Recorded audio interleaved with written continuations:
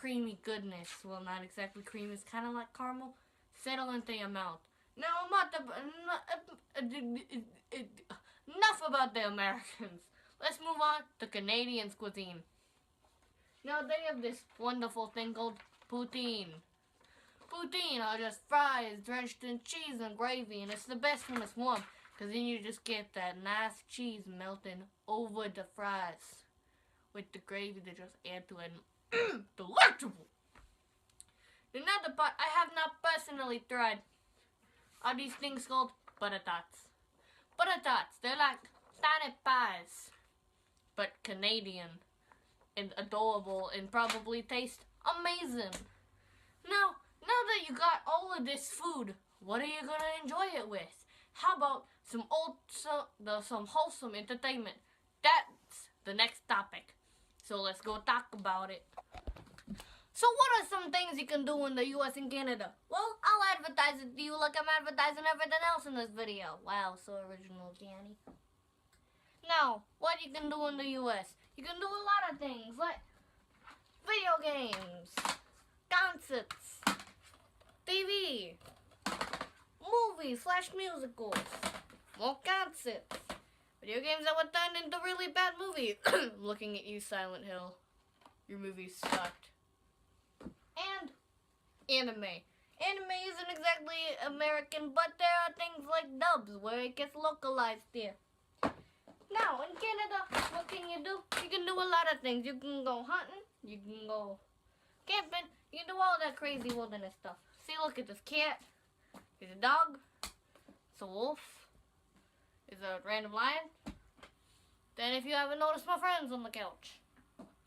Sweet, right?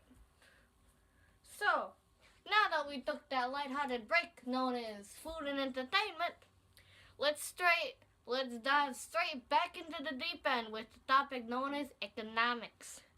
Now, what are economics? Economics is just kind of how money works through the thing. Now, when you're into economics, you need to know what kind of currency is used there, because every place has a different type of currency. In the US, there are US dollars. They look a little bit like this. In Canada, they have Canadian dollars, which look a little bit like this. Both of these don't owe the same, but in their respective countries, they're used the most. Now, let's talk about the different types of economy, because I did that, so let's get a little bit factual.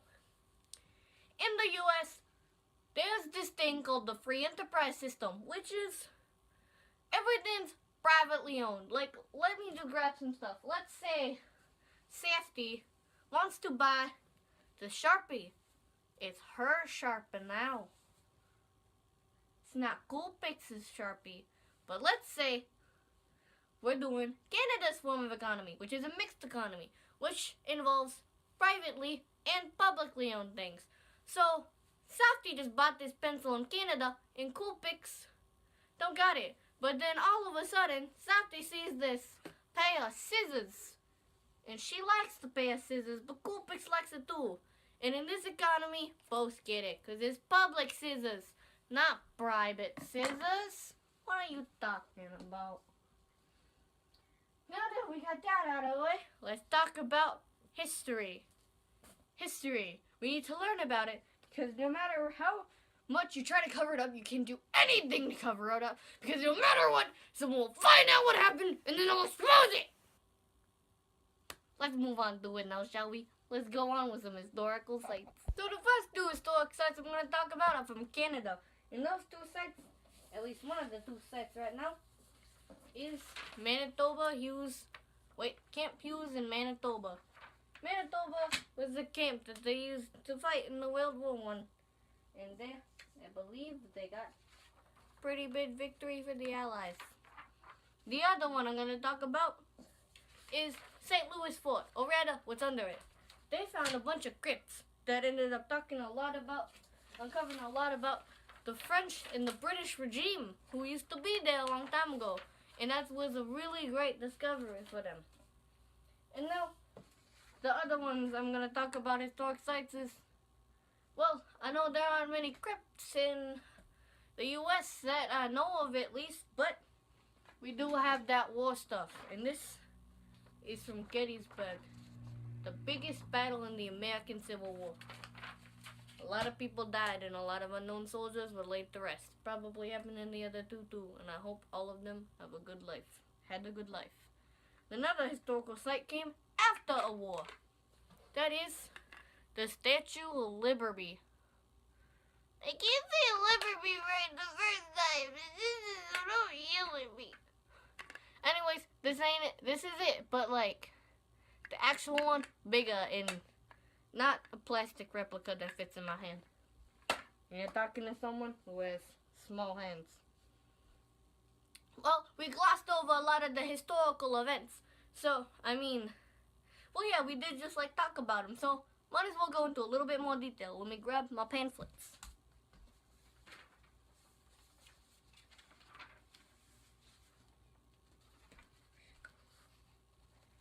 Okay. Now, let's go into Canada's. Now, we did a little bit about that. But here, there's this thing. It's called the Battle of Vimy Ridge. This. Now, how I couldn't exactly confirm Manitoba, that was a great victory for the Allies, and they got 10 kilometers advance. What is 10 kilometers in the customary system for the people who are like, only use the customary system unlike the rest of the world? That is 6.2 miles. I'm not saying that in feet. I'm not doing the math. And then another one they had was Beaumont Hamel. Now, Beaumont Hamel, it didn't get them 10 kilometers in war. But again, it was a great victory for the Allies. And what it gave that was even more important to Canada was the reward of self-worth. And knowing your own nationality self. The first time they got something like that. Now let's look through. Here it is.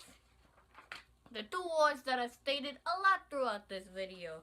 And that is the Civil War and the Revolutionary War. Now in America, the Revolutionary War was a big one. It's what ended up making us our own country, because we had to fight back against the Brits to be our own country. And then the Civil War, the one where the South, they didn't want to be a part of this anymore. And they're like, yeah, we're going to go and be our own country and slavery can be legal. And then the North went, nah, you're not doing that. So then they fought a lot, and then slavery died along with the war when it ended. With the Revolutionary War,